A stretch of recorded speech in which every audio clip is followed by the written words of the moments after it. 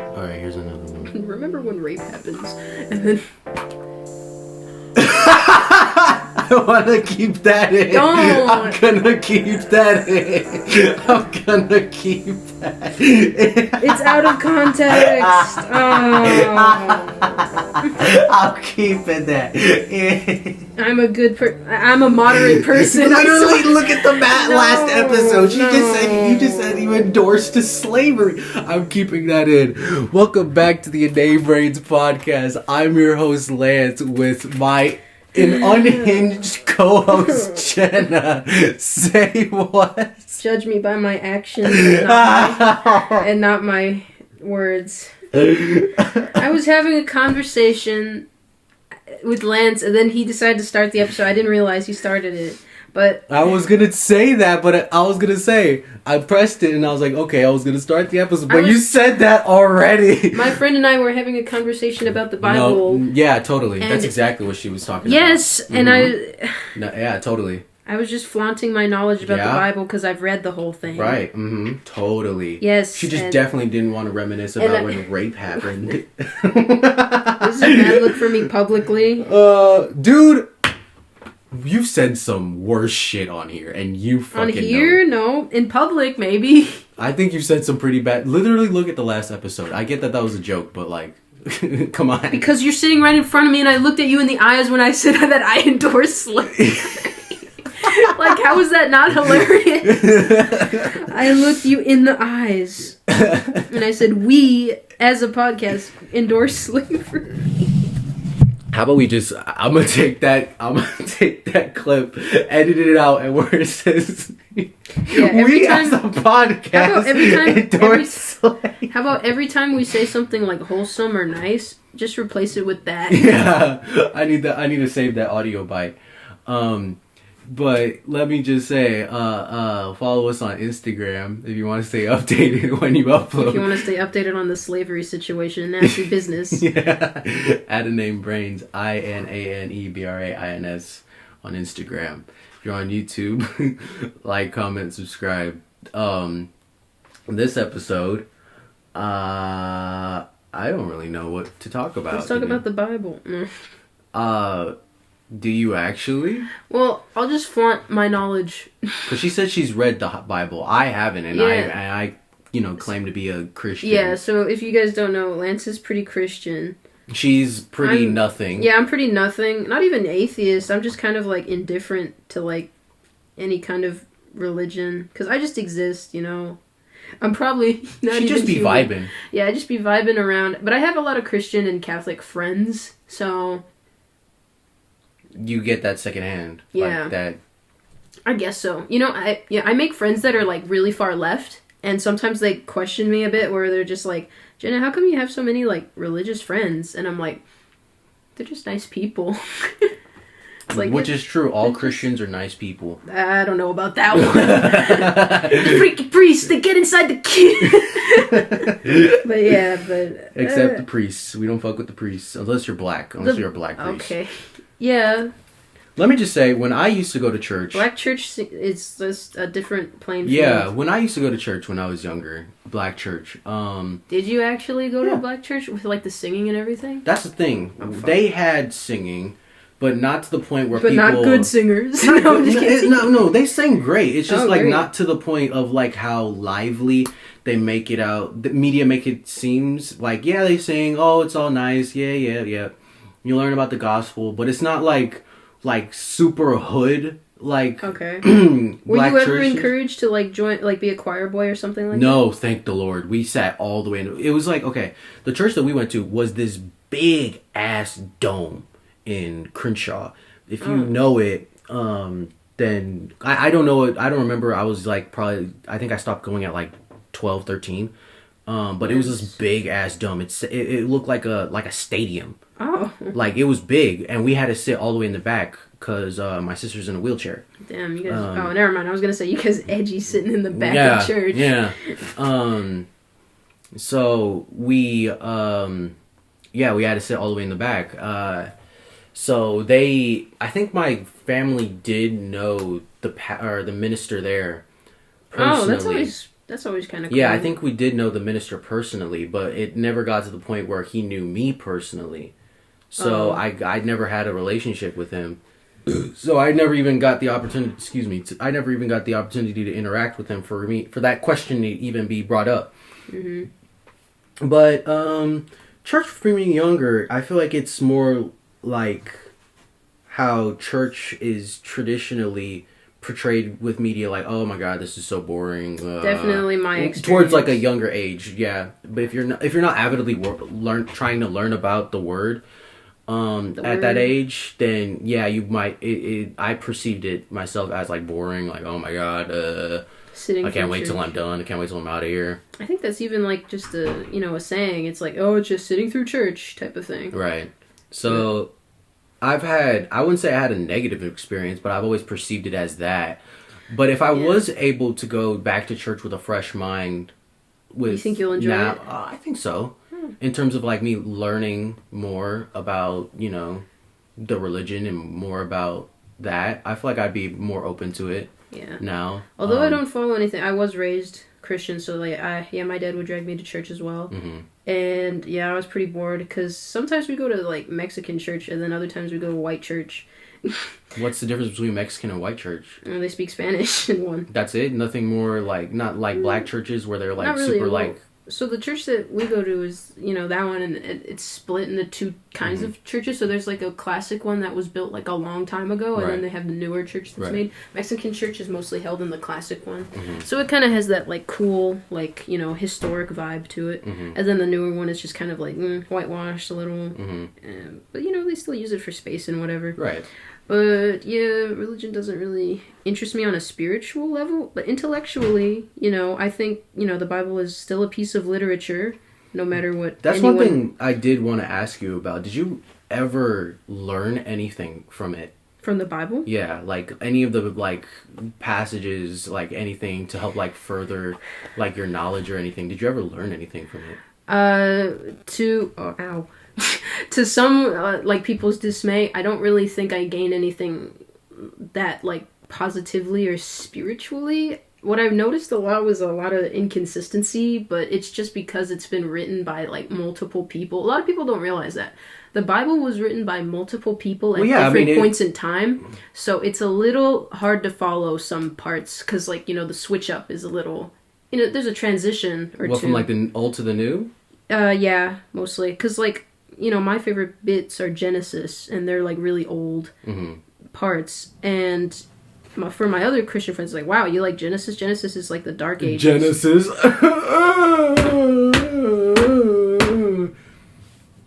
You done, Grandpa? Sorry, I just needed to do that stupid joke. Okay. Continue, sorry. Yeah, I kind of like Genesis because of, like, the dark lessons and whatever. But, like, people like the newer parts of the Bible because it's about redemption and stuff like that. Well, I think the reason how my dad phrases it, since he's a lot more knowledgeable than I about the Bible, he's read it multiple times, is that the reason why people like the New Testament more is because it's a lot of... You learn a lot more from it. Yeah, second chances and... Not from the story aspect of it, but from what Jesus is trying to impart us, that knowledge, excuse me, just that type of learning. That's why I was curious. I'm like, well, did you learn anything from it? That type of, like, what Jesus was saying or what God was trying to teach us. Just any of that. I'm just curious myself. For me, because of, like, how, like, like, are you looking at it more as like a story? Or more, because like of how indifferent I am to the religion, I approach it the same way if I were to read the Book of Mormon or like a different like kind of thing where it's like, for me it's more or less like I'm trying to follow along like the story and like understand what kind of lesson they're trying to teach. Right. I wouldn't, not to be that guy, but like I don't think that's the reason why you I know, it's fine because like you've already stated your position. Like, you are a Christian, so it's fair for you to say it. Go ahead. But I feel like even if you're, like, not even... Is agnostic the word?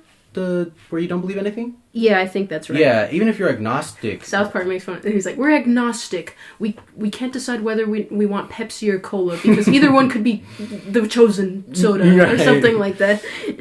I feel like it's more of a way to teach like life lessons to you. That's I get it, but there are like bits that like some comedians have talked about, like Ricky Gervais, I think, when he says like, I was looking at my old Christian book about like Noah's Ark and whatever, and he's like, what lesson am I meant to learn from Noah's Ark or something like that. Right. It's like, I get that, but I don't think that's part of the story. I think that's more of a transitional period. Yeah. Because there are some bits that are meant to be story, and then there's parts that are meant to be moral. Like the Cain and Abel stuff, definitely a lesson.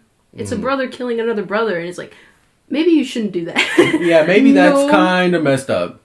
A lot of atheist defense or whatever is like, you need a book to tell you how to act and stuff like that, and it's like, I see their point, but at the same time, it's like, listen, this is like scripture that's like, it's sacred to like their belief system necessarily, and although some people do use it as like moral code, 99% of the Christians that I know, especially like my friends, they don't see it that way. They know how to act already. They just kind of like have like the Bible as like their, you know, it's like their thing. Like I can't really use the words I'm thinking of right now, but it's, you know, it's part of like their religion.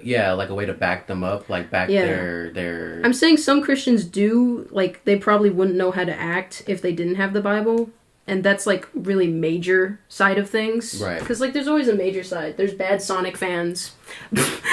Yeah, we know. There's bad Sonic fans, and, you know, there's good Sonic Roll fans. 34. Yikes. Amy. Amy and her hammer. Oh, and Lord. her feet. Hedgehog feet. But that's how I thought the Bible was. I thought it was just a way to teach lessons. So as someone who's read it, I was just curious your take on it. Some people are also pissed off at like biblical fiction, which is, you know, if you're really far to the atheist side, you're like, what's the difference? Biblical fiction, it's all fiction, right? And it's like, okay, well, that's interesting. Biblical fiction it would fall under Paradise Lost and the Divine Comedy, which, if you don't know, is Dante's Inferno. And that's considered fiction? I thought it was just like a... No, because it's not part of the Bible whatsoever. It's made by a author who is devout to the religion at the time. Okay, so he wanted to use... And it's not in the Bible. That's why it's biblical fiction, I guess, because it's not actually part of the Bible. Yeah, I never claimed that it was, but I thought it was just... Dante's Inferno was about, like... He used just, like, biblical figures in his comedy. Yeah, comedy meant something different, well, guys. That's what I'm saying, like, comedy in air quotes. Yeah. When did that come out? Like, the 18... closer to the Renaissance, and it takes place in Italy. Right, okay, so the Renaissance era. Yeah, it's a war-torn Italy, essentially. The author of, like, the Divine Comedy... So there was, like, the kings versus the religion, I guess, so, like, the priests and whatever. Right. And Dante was very much against the king's side, because it's like, you can't replace the religion. So what do you think was the point of him writing this book? Oh, to, like, shove it in people's faces about, like, how the church is correct versus, you know, the king's perspective, because he puts everyone that he dislikes in hell. That's basically what it is. And, you know, when his friends read it, they're all like, it was just called the comedy at first, and they were like, this is great. You know, you should call it the Divine Comedy, that it's so great.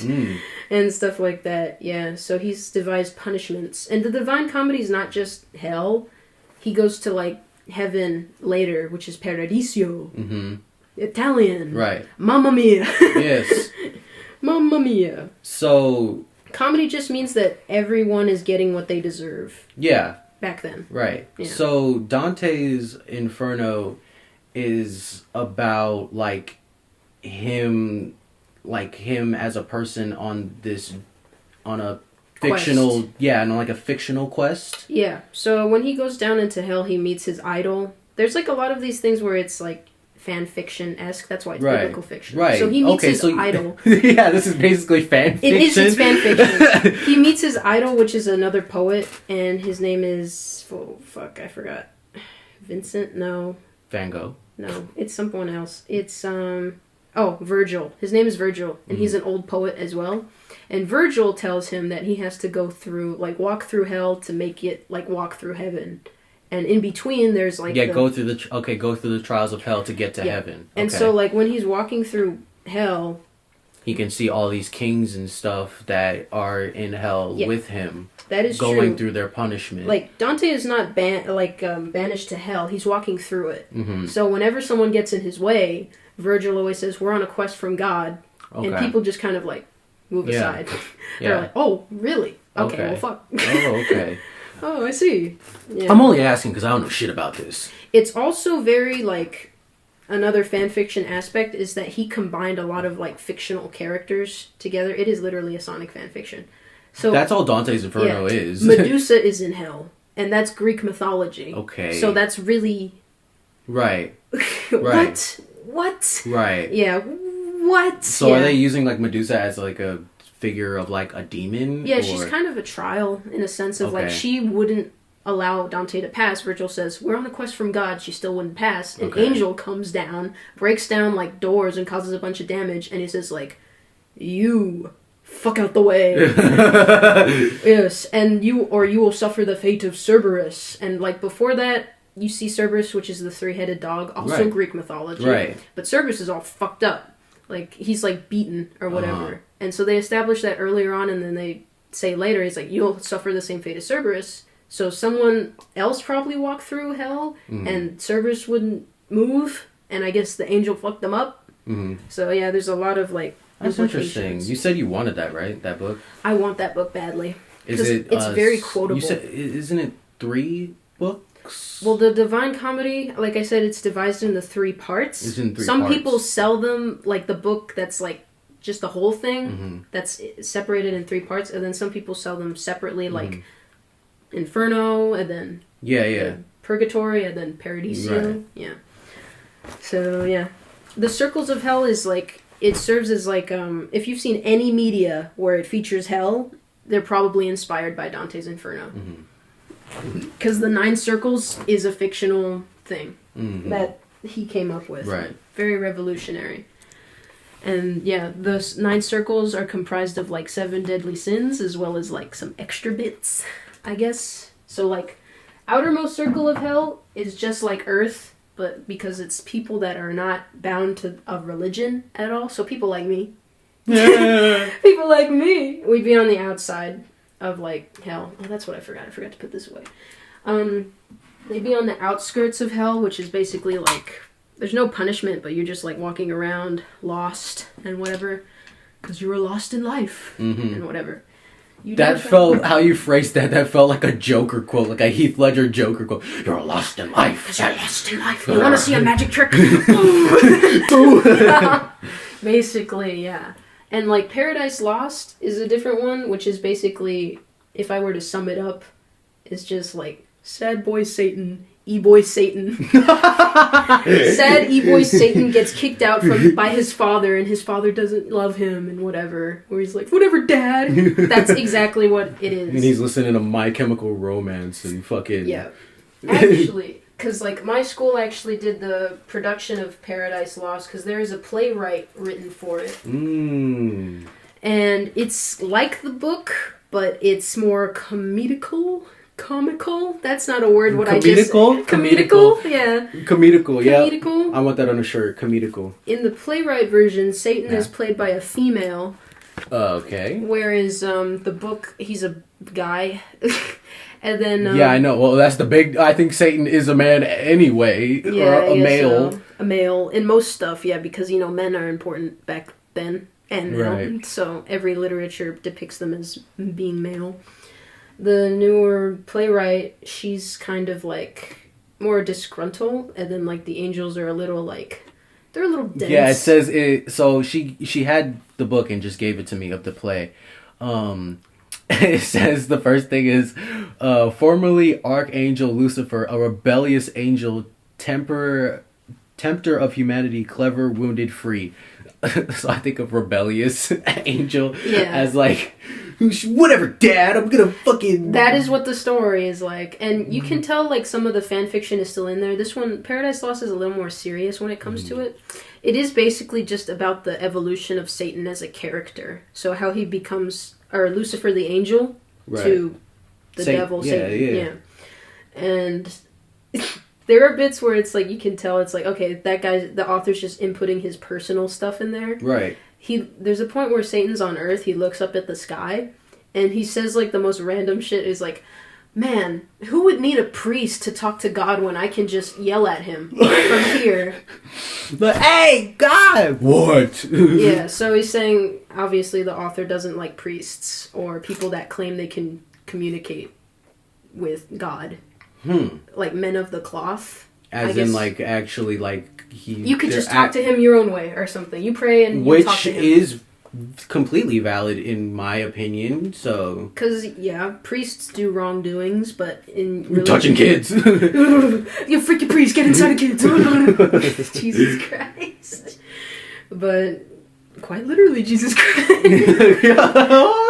Oh the Lord. But yeah, this is very comical. There's like a scene where like Archangel Gabriel and like the other angels like capture Satan, and she's just like, harder.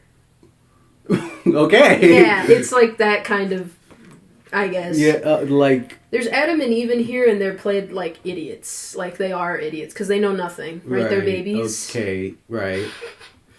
And they're all like, oh yeah, so like Eve and the snake are talking. Also, I made the snake. I didn't even mention that. Yes. I made the snake puppet for this production of Paradise Lost. And I got paid. I won't disclose how much, but it was She got paid 2 dimes. Yeah, 2 pesos. She's like, this doesn't even work here. This doesn't even work in America. Why do I need 2 pesos? The director leans in. She goes, "K."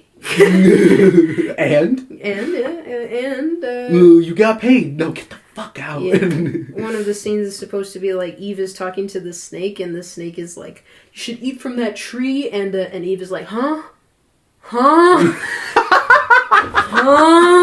Yeah. The stupid hum. Huh? Yeah. She's just like, huh? You should probably eat that up. Huh? And the snake is like pausing again, like, you eat the huh? Eat the huh? Yeah. Oh my God. You eat the huh? Yeah, just emphasizing how dumb they are, I guess. That's interesting. Yeah. Biblical fiction is great. If you want more biblical fiction, watch Good Omens. It's other great My dad said that he watched The Good Place, I think. Oh, that's like it's another Prime original. Yeah. Where like people think they're in heaven but they're in hell. Yeah. Really great concept. I haven't watched it though. Yeah, my dad said he watched it not recently. This was years ago, I guess. Did he disagree or think he enjoyed it. Oh, really? Which I thought was quite interesting. Because it's biblical fiction. Yeah, of all the people that I thought would enjoy it, I didn't think he would. In fact, I was gonna think he was gonna be the last people to ever see that type of media.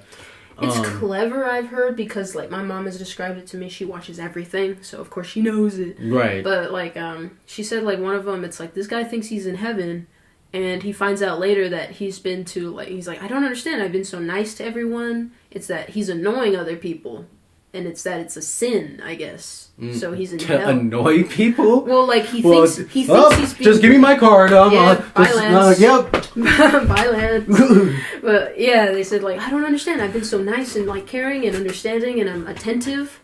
What he sees as attentive, I guess other people see as annoying. I wouldn't think that would deserve a right to go to hell, but you know what? I'm not. That's Dante's Inferno's rules, though. You know what I mean? So there's technicalities. It's what he's describing, where it's like the majority of people are going to hell because they're sinning and they don't realize it. Yeah. Type of thing. Where it's like, well, there's some people that they don't pick a religion. You're in hell anyway. Type of thing. Where it's like, if you're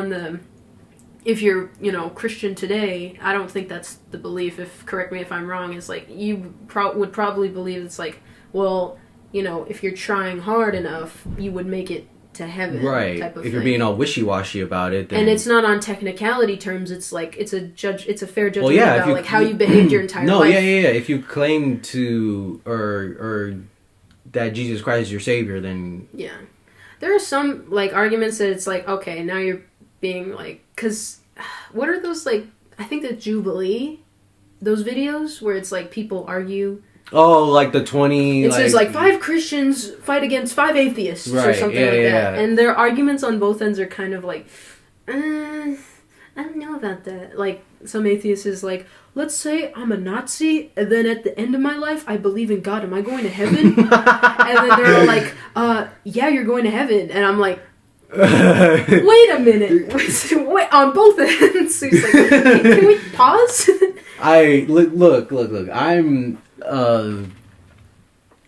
I claim I'm a Christian, still learning, so I'm just, I take everything in, because I just want to know. He's on the beta version, he's practicing. Is that a dig on because I haven't got laid yet? Is that it? No. If anything, no, being pure would probably make you better Christian, I thought. You know, like how nuns and It's funny you say that, because my dad has been talking to me about, like, sex and all that lately, because of what course a shift. Anyway. Because of course. And he's saying, like,